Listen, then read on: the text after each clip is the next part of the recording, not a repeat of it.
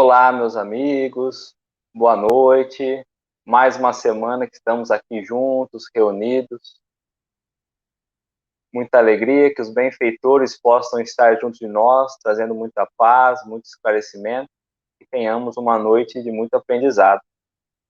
Boa noite aos amigos que estão entrando aqui, estou acompanhando entrar na sala. Não vou falar o nome de todos, porque nem todos aparecem aqui, né? Nós estamos transmitindo em outras salas, então para não esquecer de ninguém. Mas iniciando então as reflexões de hoje, o estudo de hoje, no livro O Céu e o Inferno, nós chegamos então hoje ao capítulo 10. Semana passada nós falamos, na retrasada falamos sobre os anjos, na passada nós trouxemos a relação dos demônios pela igreja, né, a origem da crença no demônio, o demônio pela igreja, e depois o demônio segundo o espiritismo, qual era a visão da doutrina espírita sobre esses seres. E hoje, dando continuidade, então, agora que nós já entendemos o que são os anjos, o que são os demônios, no capítulo 10, Kardec vem trazer, nesse livro O Céu e o Inferno, a intervenção dos demônios nas manifestações modernas. Se nós preferirmos, a intervenção dos demônios nas manifestações espirituais. Porque a igreja imaginava que as manifestações espirituais e as manifestações espíritas eram realizadas pelos demônios. Eram seres maus, seres ruins. Né? Então, o fenômeno espírita vinha trazendo ali... O pessoal caiu? Acho que não, né? Voltamos. Então, os fenômenos espíritas atraíam a atenção de vários fatos parecidos que aconteceram por toda a história. Então, quando os fenômenos espíritas, os fenômenos físicos começaram a surgir, a aparecer, eles foram ligados a eventos parecidos que já haviam acontecido ao longo da história. Daí, então, a semelhança que se concluiu que era a mesma causa, que era a mesma coisa, porque eles trouxeram como se fossem parecidos, imaginando que fossem os demônios. Como os fatos eram desconhecidos, então a ignorância começou a imaginar como sendo algo sobrenatural, como sendo algum poder diferenciado, porque eles não sabiam como funcionavam os fenômenos físicos, as manifestações espirituais, e aí começaram então a acrescentar crendices. Daí, dessas manifestações, saíram muitas lendas, um pouco de verdade e muitas mentiras. Então, começou a ficar meio bagunçado, porque, na verdade, eles não traziam a definição, não sabia como isso acontecia. E como a doutrina dos demônios valorizava muito mais o medo através do demônio, da figura do diabo, meio que colocou Deus de lado, Deus esquecido. Então, como poderia ser algo bom, se, na verdade, só defendiam, só olhavam, na verdade, para as coisas ruins? Não falava das coisas boas, mas as atenções eram apenas para as coisas ruins. E tudo que era bom ou ruim era como se fosse designado do diabo, dos demônios. Tudo passou a ser obra do demônio. Tanto o avanço científico, tanto as descobertas, todas as coisas boas. Então, mesmo que fosse, como que eles iriam na época imaginar que as manifestações espíritas fossem coisas boas, fossem espíritos bons trazendo comunicações, se eles defendiam a existência do demônio em tudo, como se o demônio fosse a peça principal. Colocaram Deus esquecido. E até hoje a gente vê muito isso, né? Nós temos muito mais medo do que a certeza, do que a esperança. E os fenômenos espíritas, então, veio se multiplicando por todos os dias. A gente viu por toda a Europa se espalhando a doutrina espírita, os fenômenos físicos, as mesas girantes. Então foi preciso analisar um pouco mais com a razão, e quando foi analisado, através de experimentações, de estudos, foi confirmado a intervenção inteligente do plano espiritual. Via que ali existia uma inteligência e não era ligado à magia como no passado, que não existia nenhuma inteligência, não existia uma lógica por trás. Pelo contrário, nas observações que foram feitas, foram possível observar que existia uma inteligência agindo, e agindo sempre dentro das leis naturais, sempre agindo junto com as leis de Deus, muitas vezes mostrando novas formas, novas forças, muitas vezes mostrando leis desconhecidas que antes ninguém conhecia. Então era uma inteligência por trás que vinha trazer um significado. Porque quando nós olhamos para alguma coisa que nós não sabemos como é, e nós não temos noção certa como acontece, nós vamos trazer certos equívocos. E foi por isso que lá atrás essas manifestações foram taxadas como sendo algo ruim. Mas hoje nós já sabemos que essas almas que davam, esses seres que traziam os efeitos físicos, nada mais era do que almas de pessoas que já viviam na Terra, de espíritos que já haviam passado pela Terra encarnados. E uma outra coisa que nós também percebemos é que não havia mais distinção na criação de Deus. Tanto os anjos, como os demônios, como nós, éramos criados iguais e éramos separados pelo grau de evolução que cada um tinha. E justamente sobre esse ponto, como sobre muitos outros pontos que a Igreja traz, que mantém as velhas crenças no passado, ela vai dizer o seguinte: há princípios que não variam há 18 séculos. Por que 18 séculos? Porque aqui nós estamos nos remetendo mais uma vez àquele texto que Kardec traz como referência lá da Pastoral. Esse texto é muito longo, né? Então o arcebispo teceu vários comentários diretamente à doutrina espírita. E hoje nós vamos trabalhar mais uma vez em cima dele. Então, nessa pastoral vinha falando, há princípios que não variam há 18 séculos, porque são imutáveis, ou seja, não mudam. Então nós poderíamos corrigir o texto falando que há princípios que não variam há 20 séculos, porque até hoje a igreja ainda continua nas crenças velhas. Não é? Então, quando ele traz 18 séculos, podemos trazer até os dias de hoje. E o erro maior está justamente em não considerar o progresso da humanidade, menosprezando ali a sabedoria de Deus.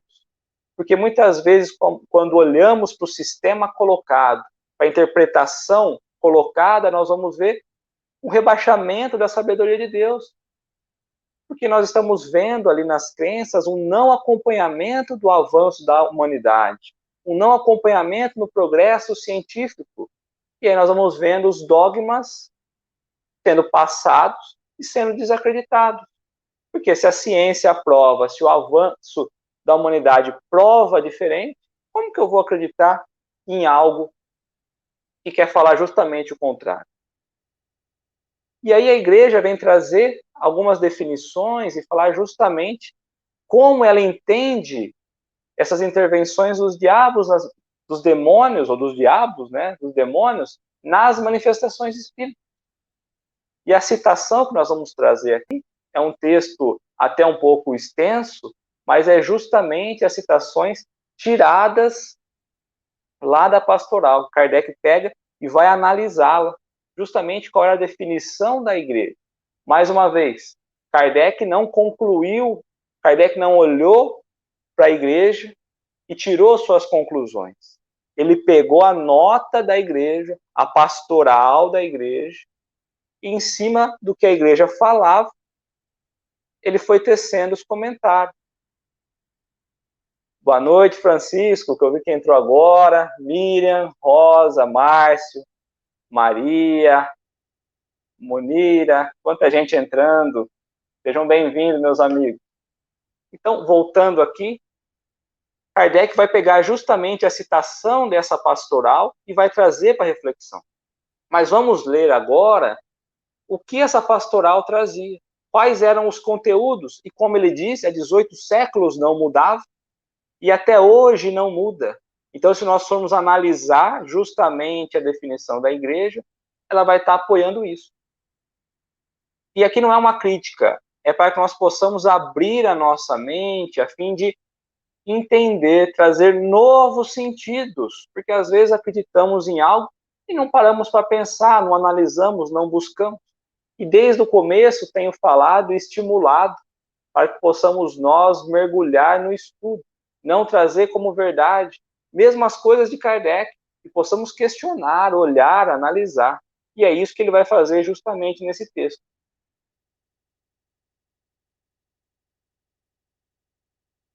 Nas suas intervenções exteriores, os demônios procuram dissimular a sua presença, a fim de afastar suspeitas. Sempre astuto, seduzem o homem com ciladas antes de algemá-lo na opressão e no servinismo. Então ele vai te falar que as comunicações espirituais, as intervenções exteriores, pertencem aos demônios, que buscam afastar justamente do caminho do bem, afastar os homens do caminho do bem, armando ciladas, não é? Colocando armadilhas, para quê? Para que possa algemá-los, então, através da opressão, do servinismo, e possa encaminhá-lo ao inferno, que era esse entendimento da igreja. Aqui, lhe aguçam a curiosidade com fenômenos e partidas pueris. Além, despertam-lhe a admiração e subjugam pelo encanto do maravilhoso. Então ele vem trazer nessa parte que através da curiosidade dos fenômenos, ele vai trazendo as pessoas justamente pela curiosidade que nós temos, tentando nos encantar pelo que é maravilhoso. Se o sobrenatural aparece e os desmascara, então acalmam-se e solicitam confiança e provocam familiaridade. Então, se o sobrenatural, essa é a visão da igreja pelo Espiritismo, nas comunicações espíritas. Então, se de repente o sobrenatural que ele traz aqui é justamente as comunicações, ele achava que era algo sobrenatural. Então, se o sobrenatural aparece e é desmascarado, como se fosse uma pessoa ali fingindo. Então, se por acaso desmascarasse os fenômenos como sendo uma pessoa, como se estivesse interpretando, ou se fosse um teatro, uma peça de teatro, então ele vai trazer, provocando uma familiaridade, como se fosse conhecido, não é? Ora, se apresenta como divindade e bom gênio. Ora, assimilam nomes e mesmos traços de memorados mortos. Com o auxílio de tais fraudes, dignas da antiga serpente, falam e são ouvidos, dogmatizam e são acreditados. Misturam com suas mentiras algumas verdades e incultam o erro debaixo de todas as formas. Eis o que significam as pretensas revelações do além-túmulo. Então ele vem falando das artimanhas que o demônio faria através das comunicações para poder justamente pegar, né, o homem, a humanidade, e encaminhar para o mau caminho, para o inferno, né? E é para tal resultado, e aqui ele vai trazer remetendo lá a Moisés, né? E é para tal resultado que a madeira e a pedra, as florestas e as fontes, o santuário dos ídolos e os pés das mesas e as mãos das crianças se tornam oráculos. Que eram os oráculos, né? Quem a gente podia se consultar. Então ele vai falar que tudo, desde as florestas, das pedras, das crianças, da madeira, tudo poderia ser consultado. Porque na época de Moisés, ele traz referência justamente à época de Moisés, como se nós perguntássemos e todos os objetos pudessem responder. Enganar e perverter, tal é em toda parte e de todo o tempo o supremo objetivo dessas manifestações. Os resultados surpreendentes dessas práticas ou atos ordinariamente fantásticos e ridículos não podem provir de suas virtudes intrínsecas, nem da ordem estabelecida por Deus. Só pode ser atribuído ao concurso das potências ocultas. Então, não é algo de Deus as comunicações. É justamente o concurso das potências ocultas, do lado oculto dos demônios. Tais são os fenômenos extraordinários obtidos em nossos dias pelo processo aparentemente inofensivo do magnetismo, como das mesas falantes. Aí ele vai falar que as mesas falantes trazem um processo ali que parece inofensivo, mas que não é. E aí ele já traz falando um pouco do magnetismo, não é? Por meio das operações da moderna magia, a moderna magia ou as manifestações modernas é justamente as comunicações espirituais. Então ele vem por meio das operações da moderna magia ou das comunicações espirituais, vemos reproduzir-se no presente as evocações, as consultas, as curas que ilustraram os templos dos ídolos e os astros das sibilas. Como no passado, interrogaram-se a madeira e esta respondia. Mandava e ela obedecia, isso em todas as línguas e sobre todos os assuntos. Acham-se a gente em presença de seres invisíveis, a usurparem nomes de mortos, e cuja pretensa revelação tem o cunho da contradição e da mentira. Formas inconsistentes e leves, aparência rápido e repentina, patenteados dotados de forma sobrenatural. Ele vai trazer como se fosse algo sobrenatural, mais uma vez, né? Quais são os agentes secretos? Então aqui ele está interrogando. Quais seriam os agentes secretos por trás desses fenômenos? Quais são os agentes secretos desses fenômenos? Os verdadeiros atores dessa cena inexplicável? Então aqui ele traz é inexplicável porque não compreendia. Quem estava por trás disso? Quem eram os atores?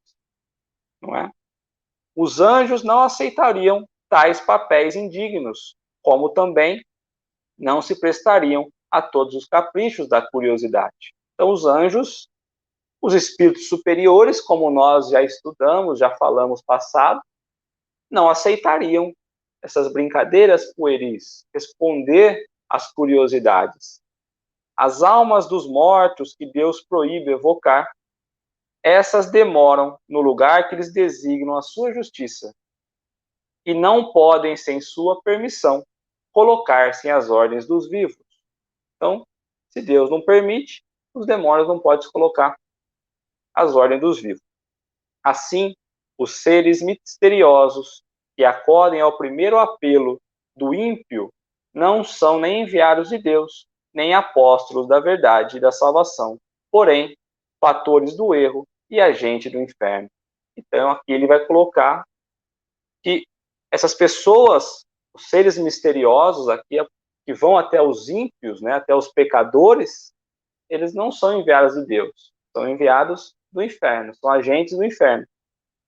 Apesar do cuidado com que se ocultam sob os mais veneráveis nomes, eles traem-se pela nulidade da sua doutrina, pela baixeza dos atos, incoerência das palavras. Procuram apagar do símbolo religioso os dogmas do pecado. Ou seja, esses espíritos que vêm comunicar, o demônio, né, procura apagar os símbolos religiosos da igreja, os dogmas do pecado original, da ressurreição do corpo, que trazia a reencarnação, não é?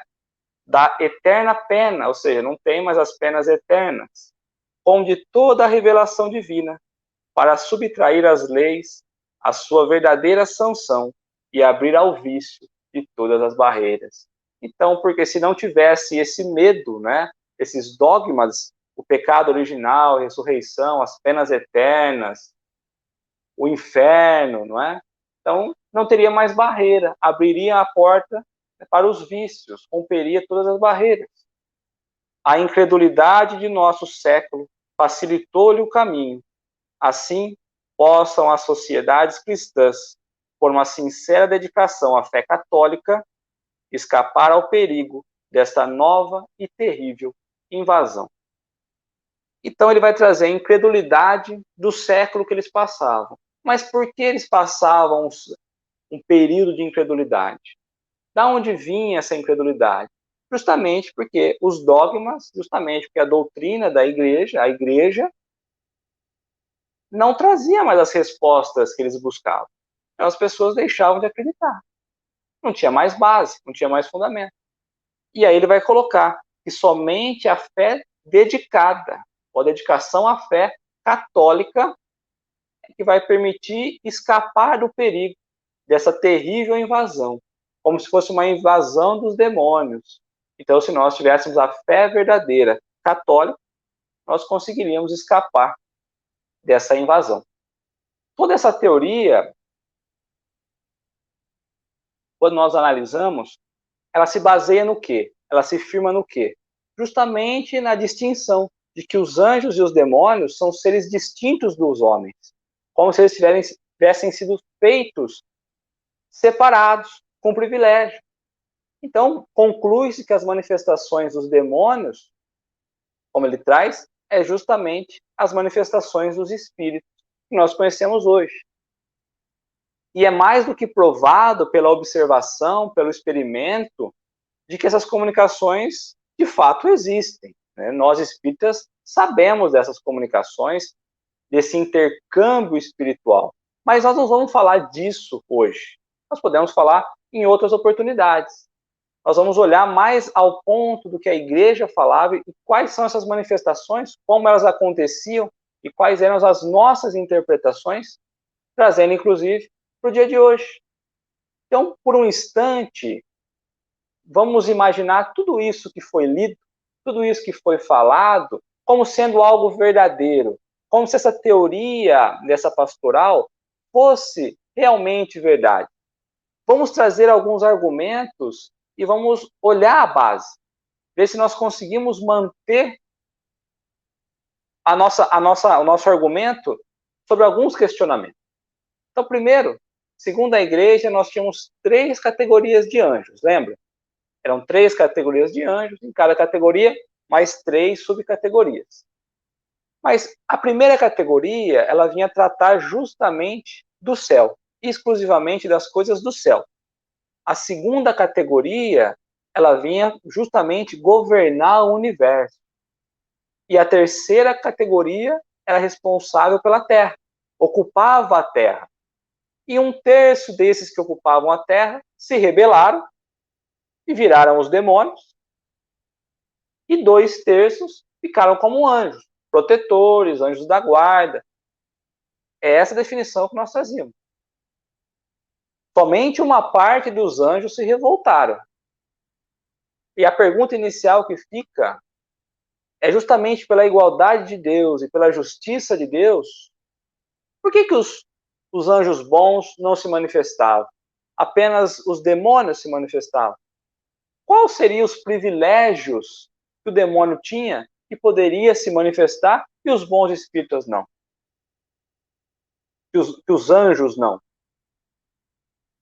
Porque se os demônios podiam fazer o mal, os anjos, que eram o dobro, era 2/3, por que eles não podiam? Então, pensemos aqui em alguns fatos, né? Os demônios, eles receberam, quando eram anjos, algumas faculdades superiores. Alguns poderes angelicais, como é colocado pela própria igreja. Eles não perderam esses poderes? Quando eles deixaram de ser anjos, Deus permitiu que eles ficassem com esses poderes? O objetivo desses anjos rebelados realmente é desviar os homens do caminho de Deus? É levar os homens ao inferno? E realmente eles ficam tentando arrebatar os homens para outro caminho? A pergunta inicial aqui, se esses espíritos, através das comunicações inteligentes, falavam das leis naturais, falava da moral, falava do caminho certo, do caminho correto que nós deveríamos seguir, começa aqui já ter uma diferença muito grande. O próprio demônio queria que nós fôssemos para o caminho do bem, porque os conselhos que recebia, muitos não eram ruins, muito pelo contrário, eram de instrução. Então já começa aqui. Qual seria o motivo, né? Porque muitos dos demônios apresentados, eles vinham trazer a necessidade de adorar a Deus, de renunciar o mal. Quantas comunicações nós olhamos nesse teor, trazendo um teor moral de transformação. Então fica meio estranho. Os demônios querendo conduzir os incrédulos, os ateus, ao encontro de Deus. De duas, uma. Ou os demônios estão trabalhando contra eles mesmos, ou nem todas as manifestações espirituais, as manifestações modernas, eram realizadas pelos demônios. Nós sabemos que por ignorância, pelo desconhecido, acreditavam que tudo era obra do demônio. E isso acontecia muito mais do que hoje. Mas hoje isso ainda acontece, porque o progresso intelectual é muito lento. Então nós ainda vimos isso acontecer, não é? A gente presencia isso diariamente. Lá na pastoral, ele ainda vai trazer essa citação.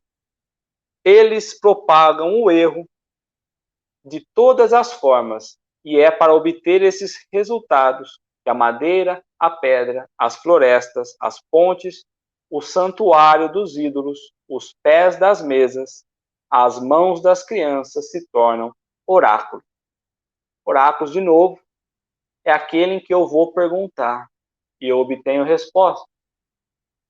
A pastoral faz uma referência a Moisés, mas talvez essa pastoral tenha esquecido de uma citação de Jesus, que está lá em Atos dos Apóstolos, que vai dizer o seguinte: eu derramarei do meu espírito sobre toda a carne. Vosso filho e vossa filha profetizarão. Vossos jovens terão visões e vossos velhos terão sonhos. Nesse dia eu derramarei do meu espírito sobre os meus servos e servas, e eles profetizarão. Qual o sentido dessa palavra do Evangelho? Quando nós olhamos para Moisés, que é um período muito lá atrás, muito primitivo, que ainda não tinham tantas descobertas, e quando nós trazemos para o Evangelho do Cristo, quando nós olhamos Atos dos Apóstolos, qual fica mais confortável ao dia de hoje? Não nos remete a Pentecostes, ao ato, à lembrança do Pentecostes? Que foi também ali a experiência da mediunidade, explodia a mediunidade de xeroglossia sobre todos os apóstolos. Xeroglossia, eles poderiam falar diversas línguas, eram entendidos por diversos idiomas. Pedro, que era envolvido ali com uma força superior, nessa oportunidade, inclusive, lança a pedra fundamental da primeira igreja cristã do planeta.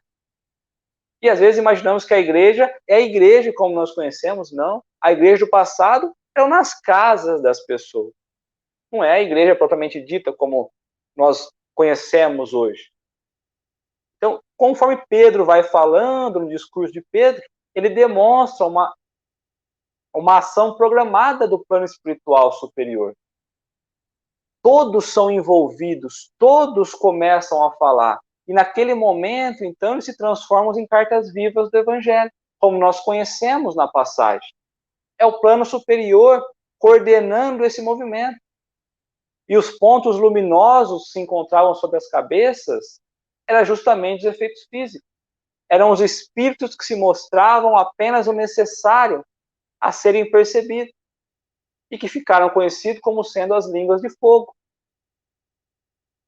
E justamente a mediunidade permitiu os estrangeiros que ali estavam, povos de diversas regiões, entenderem no seu idioma as maravilhas de Deus, a mensagem de Deus. Então a preleção de Pedro ali naquele momento, em Pentecostes, assinava o marco do Evangelho. Após a partida do Cristo, mas pela mediunidade, pela manifestação moderna, pela manifestação dos espíritos, do Espírito.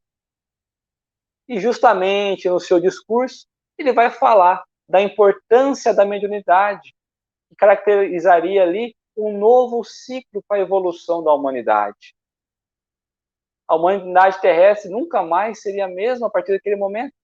Abria-se então um campo imenso. A partir daquele momento começava então a abrir os olhos, a abrir os sentimentos para essa interconexão entre os planos, essa troca de informação entre os planos.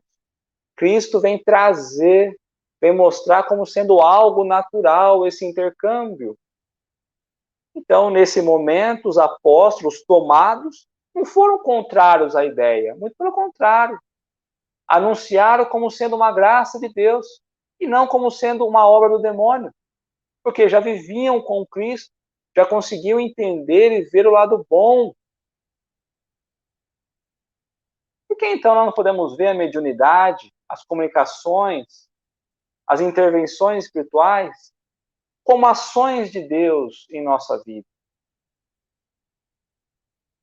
E aí, trazendo mais um argumento sobre a pastoral. Através dessas práticas da magia moderna, vemos se reproduzirem entre nós as evocações e os oráculos, as consultas, as curas que celebraram o tempo da idolatria e a gruta de Sibilas. Então, aonde que a gente vê nessa passagem a magia? Nós vamos ver justamente a evocação dos espíritos. É bem diferente da magia do passado. Nós estamos falando aqui de comunicações espirituais, evocações de espíritos. Porque na magia, quem crê nessa prática? Nós espíritas sabemos muito bem como funciona. Nós sabemos qual é o mecanismo envolvido nisso tudo. O espiritismo também não aceita, também não defende isso. Mas na época que surgiu a magia, não tinha o espiritismo. O espiritismo veio muitos séculos depois. Muitos séculos depois. Então, uma coisa é uma coisa, outra coisa é outra coisa. Imaginavam, então, que eram seres dotados de superpoderes, enquanto não eram. Era apenas o intercâmbio sendo realizado. Imaginavam, então, que poderiam ser chamados a todo momento na magia para poder receber favores pessoais. Mas hoje nós sabemos, como já falado, que os espíritos da codificação, dos efeitos físicos, são almas de homens que já foram encarnados na Terra. E nós sabemos também que a evocação espírita tem como objetivo a melhora moral da humanidade. Então tem uma diferença muito grande. Uns trabalham com a magia como compreendem com espíritos pueris, a doutrina que vem modelando a humanidade, trazendo o objetivo de melhora para a humanidade, é assessorada pelos bons espíritos. E aí Kardec vai trazer, nesse capítulo em especial, muitas referências do livro dos médiuns, justamente para mostrar como funciona esse mecanismo, como funciona essa comunicação, como algo natural, como algo simples. E ele vai trazer: não há nenhum meio de coagir um espírito a vir contra a sua vontade. Então, se um espírito não quiser vir conversar conosco, numa reunião, não tem maneiras de coagir, não tem formas, né? Se ele for igual ou superior em moralidade, não temos nenhuma autoridade sobre ele. Mas se ele for inferior, nós até podemos trazer, desde que seja para o bem comum, sempre apoiados pelo espírito superior. Começa por aí. Então nós não podemos simplesmente querer evocar qualquer espírito para conversar e trazer. Pelo contrário. A mais essencial disposição para a evocação é o recolhimento, quando se quer lidar com espíritos sérios. Com a fé e o desejo do bem, é-se mais fácil para evocar, ou seja, para chamar os espíritos superiores, elevando a alma por alguns instantes de recolhimento. No momento da evocação, é possível identificar-se com os bons espíritos e dispô-los a vir. Então aqui Kardec vai colocar: não é simples como nós imaginamos as comunicações. É algo simples, sim. Mas não é assim, eu penso, logo um espírito superior vem me trazer uma comunicação. Não. Qual é o nosso desejo? Primeiro passo, é um desejo no bem? Ou é um desejo que vai trazer interesses pessoais? Então, por qual motivo eu estou chamando? Por qual motivo eu estou evocando? E depois, é preciso elevar a alma. É preciso ter o recolhimento. É preciso ter o tempo para que a gente possa se identificar com os bons espíritos. Preciso primeiro, qual é o nosso desejo? Qual é o nosso objetivo? E depois é preciso elevar a nossa alma. Estar em estado possível de recebimento para ter esses bons espíritos chegando até nós. Nenhum objeto, medalha ou talismã tem a propriedade de atrair ou repelir os espíritos. E aqui nós vamos observar dentro do movimento espírita, Kardec, né? Então Kardec vem trazer que nenhum objeto, nem medalha, talismã, nada consegue atrair ou repelir os espíritos. Porque a matéria não tem nenhuma ação sobre eles.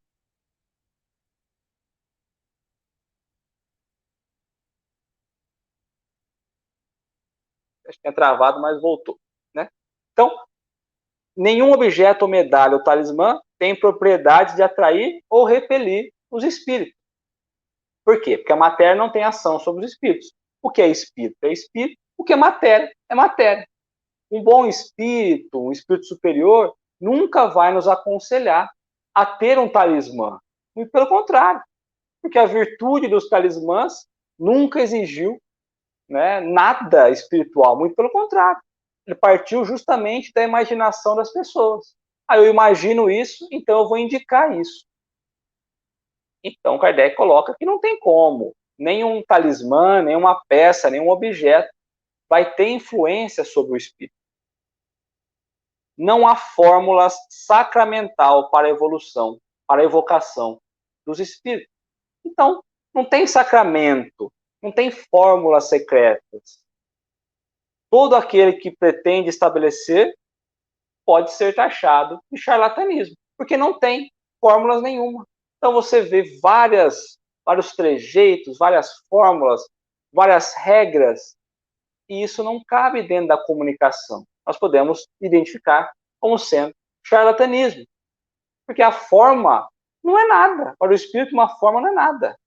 Então nós pensamos o quê? Para nós termos uma conversa, é apenas ter um ambiente agradável e iniciarmos a nossa conversa.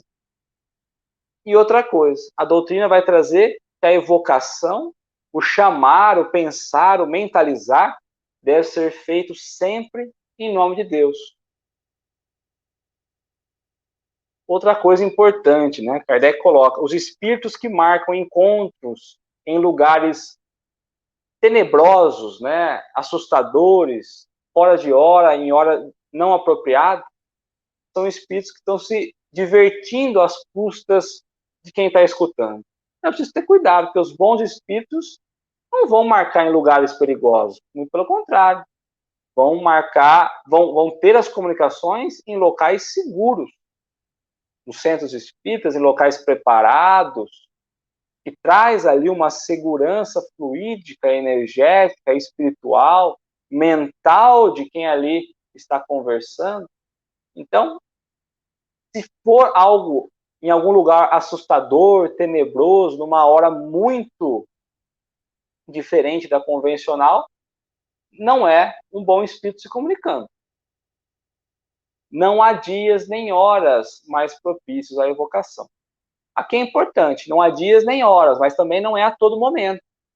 Então, é muito diferente isso, né? Porque não há dias e nem horas. Porque tem muita gente que fala, não, a comunicação só ocorre tal dia, tal hora. Não é evangelho no lar que nós estamos falando. Estamos falando de comunicações com espíritos superiores. Então, eles veem a comunicação. Não é tão regrado quando nós imaginamos. É uma conversa, é um diálogo positivo que traz boas instruções. Então não tem dia e nem hora. Eles estão dispostos a nos ajudar sempre. Mas também não é a todo momento que nós vamos ficar pedindo, evocando, porque isso não vai acontecer. E aí Kardec traz lá do livro que é o Espiritismo, que é um livro belo, que deveríamos todos ler, que traz a essência da doutrina na simplicidade. Se aqueles que falam do Espiritismo sem o conhecer tivessem dado o trabalho de estudar, teriam poupado o esforço da imaginação. Então ele vem trazer que foi justamente pela ignorância ou pela má vontade que muitos preferem falar mal da doutrina, falar mal das comunicações. E aí ele traz que os médiuns em si recebem as comunicações sem sair do seu estado normal. Lógico que nós damos a permissão, mas não é nada fora do estado normal que nós entendemos. É com segurança, é simples, é um estado natural, como se estivéssemos nós falando com pessoas vivas. Embora falando com pessoas com espírito sem o corpo carnal, sem o corpo material, mas é como se estivéssemos nós falando com pessoas vivas, mas é um diálogo espiritual. Muitas vezes nós também encontramos pessoas que querem descobrir o futuro, consultar o futuro. E aí Kardec vai trazer que o futuro deve ser oculto ao homem. É apenas em casos raros que Deus permite a sua revelação. Kardec coloca: se o homem conhecesse o futuro, negligenciaria o presente e não agiria com a mesma liberdade para o futuro. E nos cabe uma pergunta, nesse momento que estamos passando. Mas os bons espíritos não poderiam revelar nenhum avanço científico, nenhuma descoberta que pudesse ajudar a humanidade? Em momentos que estamos passando tão importantes, será que não poderia ser revelado através de uma consulta espiritual? Qual é a vacina correta? Qual é a formulação correta? Qual é o futuro que nos espera? Será que os bons espíritos não nos trariam isso nas comunicações? E ele coloca que a ciência é a obra do gênio. Não se deve adquirir senão pelo trabalho, pois é pelo trabalho que o homem avança. Então, é preciso que o homem trabalhe nas descobertas. Lógico que eles vão trazendo a intuição, vão trazendo o caminho, vão ali fazendo aflorar a inspiração, mas eles não trazem pronto. É preciso ter o trabalho. O mesmo vai ocorrer nas invenções, nas descobertas da indústria, no avanço da humanidade. Eles não trazem pronto. Quando chega o tempo, eles vêm, escolhe, ajuda ali a pessoa mais preparada, então vai mostrando o caminho. Mas que a pessoa se fez buscar, porque a pessoa se deu o trabalho de se preparar para isso, se mostrou interessado no caminho do bem. Nós sabemos que tem tanto o caminho do bem como o caminho do mal, né? Os espíritos não podem fazer descobrir tesouros escondidos? Não. Os espíritos superiores não se ocupam dessas coisas.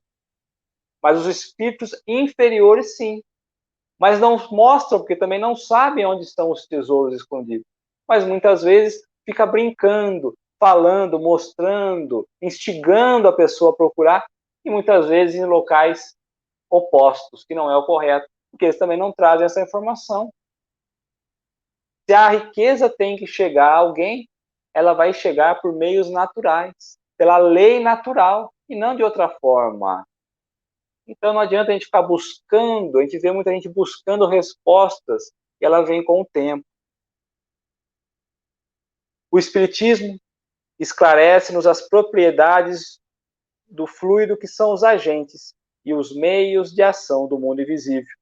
Nos dá a chave de uma quantidade de coisas inexplicadas por qualquer outro meio. E aqui ele vai trazer justamente a propriedade dos fluidos.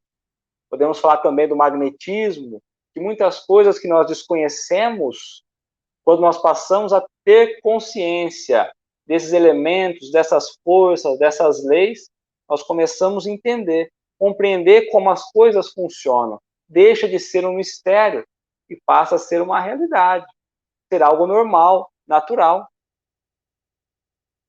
Certas pessoas fazem uma ideia muito falsa das evocações ou das conversas espirituais. Há as que creem que eles consigam em fazer voltar os mortos. Quantas pessoas, hoje já não nem tanto, mas no passado, quantas pessoas imaginavam conseguir trazer os mortos de volta? trazer os mortos à vida? E a doutrina nos fala que não, que uma vez que o corpo já está enterrado, não tem como trazer de volta. Uma vez que o corpo já foi desligado do espírito, não tem como trazer de volta. O espiritismo nunca trouxe de volta nenhum corpo material à vida. Depois que morreu, morreu. Separou do espírito, não tem mais como unir. Operando uma vez a separação ali das energias, não tem como recompor novamente. E Kardec vai trazer justamente essa passagem, porque acreditavam que através da magia conseguia trazer. Então é por isso que ele traz. Então, os princípios do Espiritismo não têm nenhuma ligação com a magia. Quando nós olhamos aqui o que Kardec colocou no livro dos médiuns, que é um guia, uma orientação para as comunicações espirituais, Kardec deixa bem claro, é um guia, é um guia de orientação, não precisa ser regra, mas é como a doutrina encara as comunicações, como a doutrina entende as comunicações, através das observações, nós vamos entendendo. O Espiritismo não tem nada a ver com a magia. Não há espíritos de ordens diferentes dos homens, muito pelo contrário. Que não há meio de obrigar um espírito a vir conversar com a gente. Que não há formas cabalísticas na doutrina espírita. Não há forma fácil, não há fórmula fácil de enriquecer. Não existe milagres, não existe adivinhações, não existem aparições fantásticas. Nós vamos vendo que a doutrina espírita traz a comunicação muito séria. E a pergunta é, mas a igreja sempre fez questão de afastar a mediunidade como sendo algo ruim. A igreja sempre colocou a mediunidade afastada do bem, enfatizando que era coisa do demônio. E poderíamos perguntar, mas por quê? Porque realmente não conheciam? Porque hoje já é possível conhecer.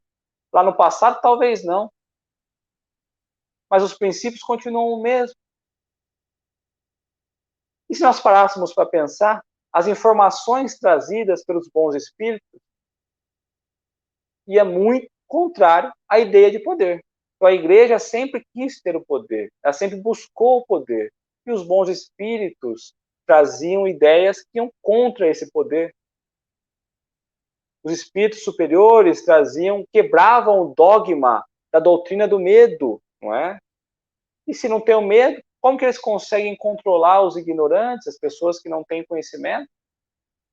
Talvez seja por isso que a igreja associa essas comunicações ao demônio, para continuar tendo poder. Quais são os agentes secretos desses fenômenos e os verdadeiros atores dessas cenas inexplicáveis? Os anjos não aceitariam fazer esse papel. Então, quais são os agentes, né? Eles vão falar eles falam dos efeitos físicos, né? Como acontece? Quais são os autores dos efeitos físicos? Poderíamos substituir aqui, então, como ele colocou que os anjos não aceitariam fazer esse papel indigno, poderíamos substituir os espíritos superiores também não.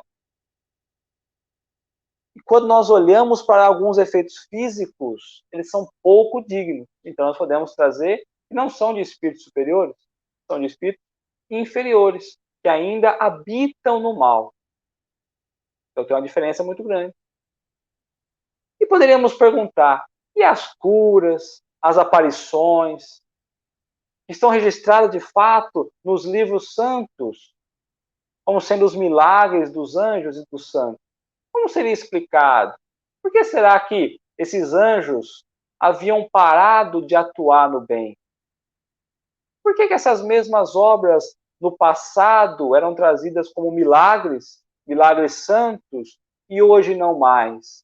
Por que na mão da igreja é algo que é trazido com tanto esplendor, como sendo algo tão belo, e na mão de outras religiões é visto como algo, como produto do demônio?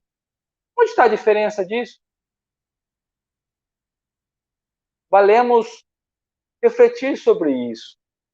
Porque da mesma maneira que nós temos os anjos e os demônios classificados na igreja, o Espiritismo vai trazer espíritos superiores e inferiores. Então nós entendemos a obra de qual é, o que os bons espíritos querem nos trazer, o que os maus espíritos estão a tentar nos colocar. Há uma diferença muito grande. E a própria linguagem, a maneira como eles interagem, nos traz muito claro isso. Os espíritos superiores trazem sempre uma comunicação muito digna, muito nobre, muito lógica, sempre com palavras úteis, nunca inúteis, e nunca eles entram em contradição. Já espíritos superiores, na sua linguagem, traz uma linguagem toda ignorante, toda orgulhosa, soberba, grosseira, arrogante, por vezes entra em contradição. É fácil trazer essa distinção. Os espíritos superiores vão trazer comunicações inteligentes, comunicações com instruções. Os inferiores não. Muitas vezes vão trazer fenômenos físicos, manifestações físicas, que hoje muito pouco se tem. Mas os inferiores estão ligados mais às manifestações físicas. Então o Espiritismo separa muito bem essas comunicações, muito bem esses fenômenos, como sendo fenômenos de comunicações úteis e as descartáveis. As úteis, aquelas que vêm através dos espíritos superiores, que trazem uma boa mensagem. E os dos espíritos inferiores, como sendo mensagens descartadas. Então, há uma diferença muito grande. É fácil, é nítido, quando para analisar as comunicações. As almas dos mortos, que Deus proíbe consultar, permanecem na morada que sua justiça lhes designou, e elas não podem, sem sua permissão, pôr-se às ordens dos vivos. Aqui a igreja está correta. Os anjos, a igreja está falando que os anjos não podem agir sem permissão de Deus. E o Espiritismo também. O Espiritismo só admite as manifestações das almas com permissão de Deus. Entanto que nas comunicações, nas reuniões espirituais, quando vai ter a comunicação, que Deus possa estar conosco, que Deus nos dê a permissão, não é? Rogamos a Deus, pedimos a Deus, não é? Porque Deus controla tudo isso. Mas o Espiritismo vai um pouco mais além, um pouco mais rígido ainda, e vai dizer que não apenas as comunicações dos anjos, colocados pela igreja, dos bons espíritos, mas dos maus espíritos também, só acontecem por permissão de Deus. Porque a igreja aqui coloca que os demônios estão livres, eles estão agindo sem o controle de Deus. E a doutrina espírita não. A doutrina espírita traz que Deus é o Todo-Poderoso. Tudo que acontece é porque é permitido por Deus, tanto as comunicações boas como as comunicações inferiores. Tudo está ligado, tudo depende da autorização de Deus. Como nós colocamos, os espíritos, eles vêm, eles são evocados, mas eles não vêm voluntariamente. Aliás, eles vêm voluntariamente. Eles não conseguem ser coagidos a vir. Por quê? Porque eles obedecem à vontade de Deus. E Deus nos dá o quê? O livre-arbítrio. Então, tem uma diferença muito grande. Deus fala, poxa, mas por que Deus permite, então, que os maus espíritos ajam? Porque ele permite que os espíritos tenham o livre-arbítrio. Então, eles conseguem agir, interferir. Então, eles vêm de forma voluntária, eles agem de forma voluntária, e não sob pressão. Os espíritas, Kardec vai trazer o livro dos médiuns de novo. Os espíritas estão tão convencidos de que não têm nenhum poder direto sobre os espíritos e nada podem obter deles sem a permissão de Deus.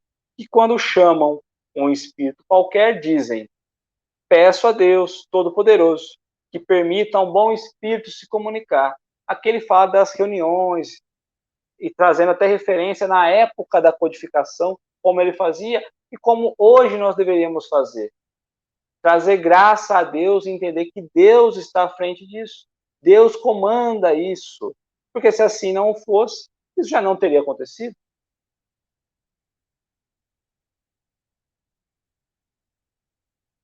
E Kardec vai trazer, lá no item 203, ainda do livro dos médiuns, ele vai trazer sobre o desenvolvimento da mediunidade.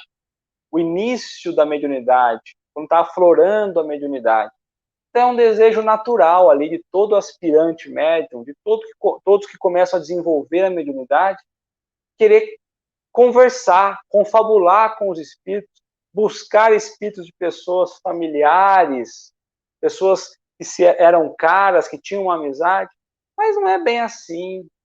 Então, nós precisamos entender que tudo segue uma lei natural.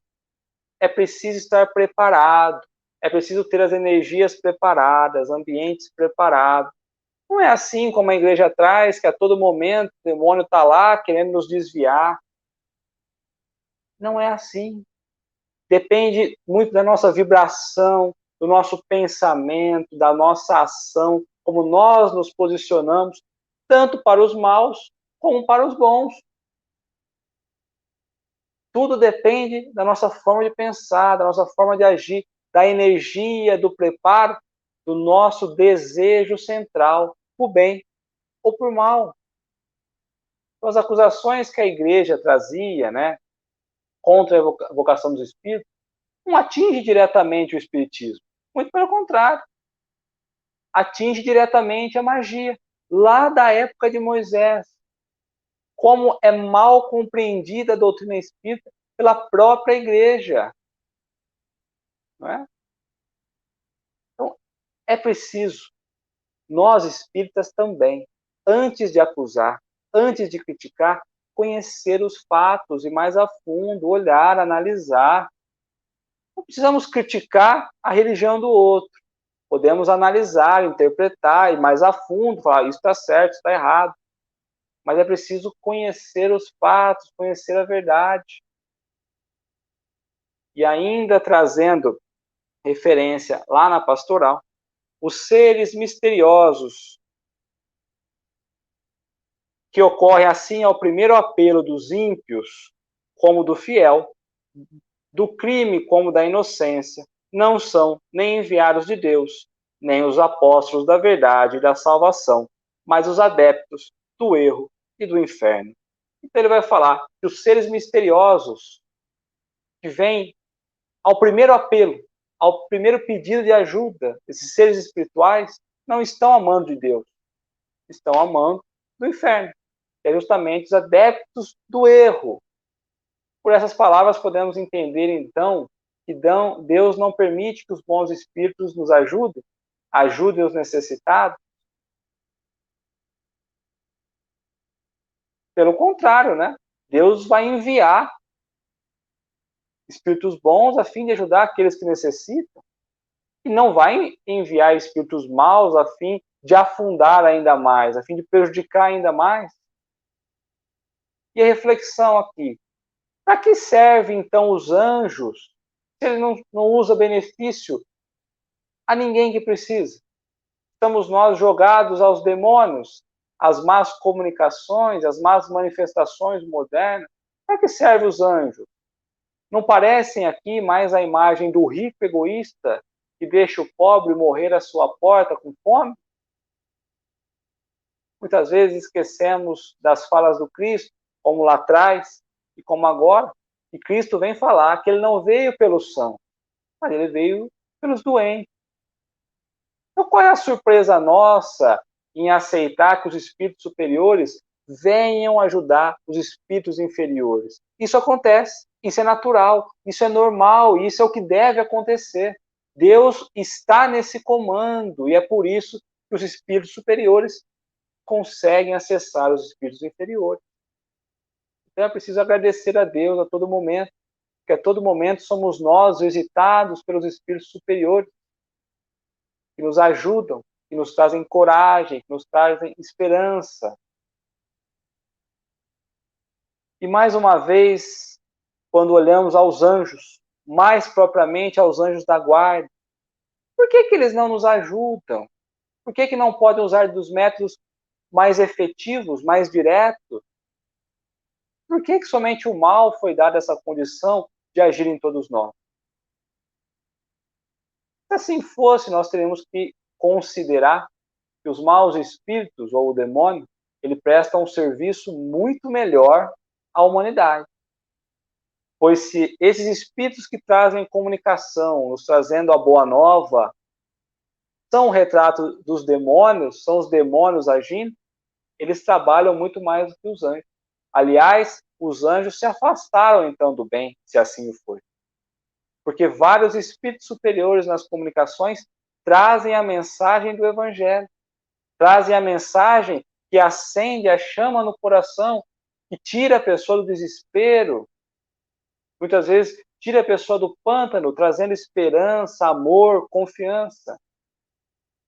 Então, quando nós vamos olhar tudo aquilo que a igreja vem defendendo, as penas eternas, nós vamos compreendendo que essa religião específica, logo, logo ela vai se suicidar, porque as bases vão se perdendo.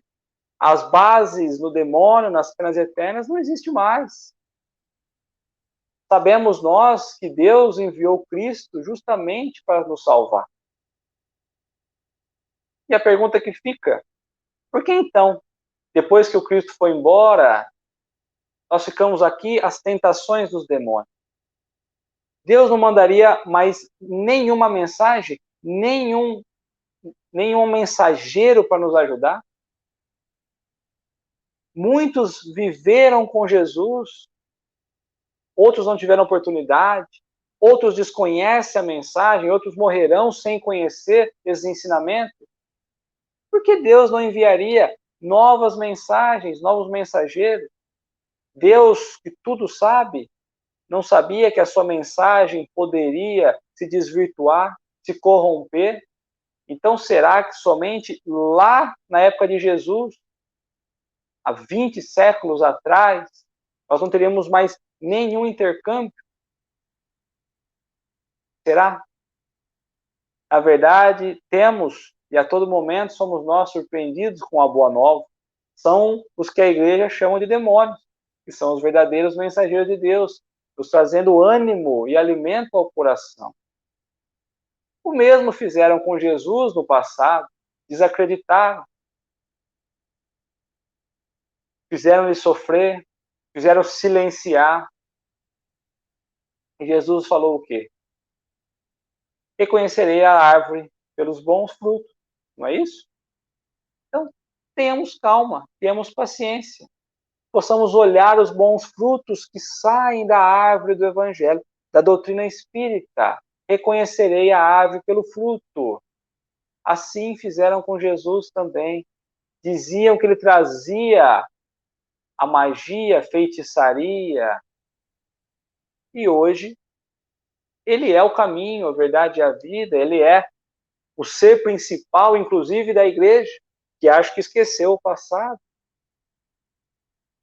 Após 20 séculos da palavra do Cristo, poucos de nós, para não falar quase nenhum, a pratica de verdade, a conhece de verdade, a coloca em prática de verdade. E é por isso que Deus, em sua misericórdia, envia prepostos diariamente, a fim de trazer, reviver, difundir a mensagem do Cristo, que está tão esquecida, está tão abandonada. E aí ele traz, finalizando a passagem da pastoral, não é indigno de celestes mensageiros, dizeis vós, transmitirem suas instruções por um meio tão vulgar quanto das mesas falantes? Então, como que um mensageiro poderia vir falar por um meio tão vulgar das mesas falantes, né? E aí a pergunta é, Jesus não deixou a sua morada tão maravilhosa, tão celeste, para nascer num estábulo, uma manjedoura? Então o Espiritismo também traz as coisas simples. O Espiritismo não vai atribuir práticas vulgares a espíritos superiores. Pelo contrário, mas ele vai entender a simplicidade. É um começo. As mesas girantes serviram de prova da existência do mundo espiritual. Nos basear a comunicação com o plano espiritual, com as mesas girantes, com o princípio, com o início, com a simplicidade, não cabe. Era um movimento necessário para chamar a atenção para um plano espiritual, para um mundo completamente desconhecido, que era o mundo espiritual. Era simples como tudo. Como nós poderíamos imaginar que de uma simples manjedoura sairia a palavra? que transformaria o mundo, que foi Jesus, da simplicidade. Da simplicidade. E aí nós buscamos, lá no capítulo 6 do Evangelho, segundo o Espiritismo, o Cristo Consolador. E aí faz todo sentido que ele vai trazer referência à doutrina espírita chegando até nós. E Jesus vai dizer: se me amais, guardai os meus mandamentos, e eu rogarei a meu Pai, e ele vos enviará outro Consolador, a fim de que fique eternamente convosco o Espírito da verdade, que o mundo não pode receber, porque o não vê e absolutamente não conhece. Mas quanto a vós, conhecê-lo-eis, porque ficará convosco e estará em vós.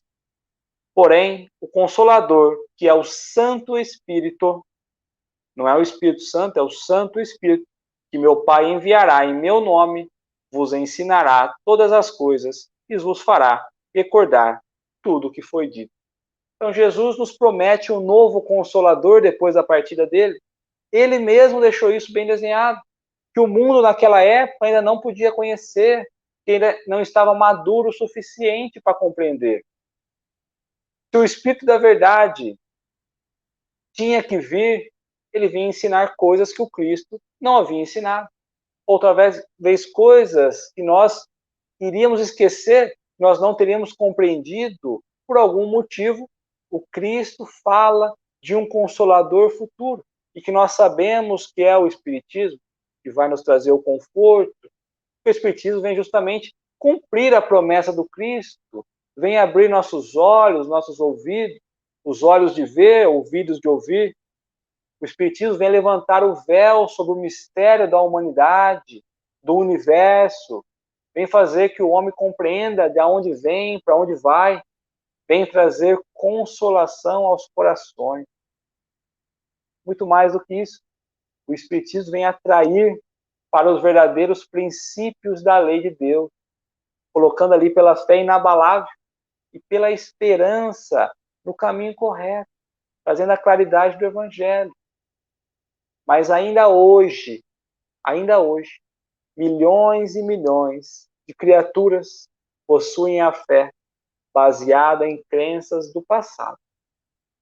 Mas o bom é que o Cristo vem e nos concede a luz do Evangelho para que as nossas análises possam ser mais claras, mais nítidas, mais precisas e mais verdadeiras. Só o conhecimento com Jesus representa a claridade transformadora da vida. Quando nós olhamos em Jesus e trazemos para nós, trazemos para a doutrina, é que nós vamos transformar a nossa vida. Porque o Cristo realmente é o Messias divino, é o Messias prometido, é o Filho legítimo de Deus. A sua palavra realmente é a verdade, mas a condição verdadeira deve ser seguir e praticar os seus ensinamentos. Então, que possamos ter calma para que a árvore dê bons frutos, porque Jesus é o caminho, é a verdade e é a vida. Mas não é só admirando Jesus, é preciso seguir e praticar os seus ensinamentos. E a doutrina espírita nos pede isso a todo momento. Possamos regaçar as nossas mangas e trabalhar a fim de que possamos progredir a espíritos superiores. Agradeço imensamente a participação de todos. Peço desculpas se travou algumas vezes, porque para mim apareceu travando algumas vezes. Na semana que vem nós vamos falar justamente da proibição de evocar os mortos, da onde vem essa proibição da igreja em conversar, em dialogar, em fazer o intercâmbio com os mortos. E aí nós finalizamos a primeira parte na semana que vem. Desejar um grande abraço, um beijo no coração de cada um, que tenhamos aí um Natal repleto de amor, de alegria, de inspiração, possamos florescer amor no nosso coração e que possamos deixar a fraternidade guiar as nossas vidas. Fiquem com Deus.